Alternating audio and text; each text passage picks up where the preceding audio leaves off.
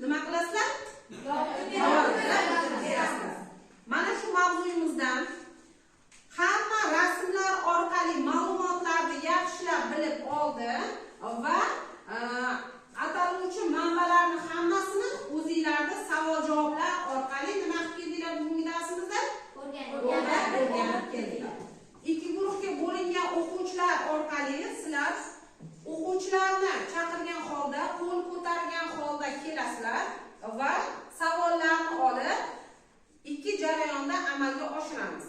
Endi bu manbalar asosida ham elektron tarzda jarayon amalga oshirilgan. Bularni ham keyinchalik o'zingizlarda o'sha Telegram holatinglar bo'yicha ham tashlab berib boraman. Bu jarayonlarda demak ikki guruhga bo'lingan holatda biz bugungi darsimizni nima qilamiz? Demak, birinchi guruhdan Shohsanam. Hozir biz savol-javobdan ko'ra rasmlarga e'tibor bergan bo'lsak, rasmlar orqali ma'lumotlarni nima qilar ekanmiz? Bilib olar ekanmiz. Mana bu yerda sizlarga men rasmlarni nima qilib qo'yganman? Tayyorlab qo'yganman. Rasmni olganingdan keyin o'quvchilar orqali suratni nima qilasan va bu narsa surat orqali bayon etasan mavzuyingizni.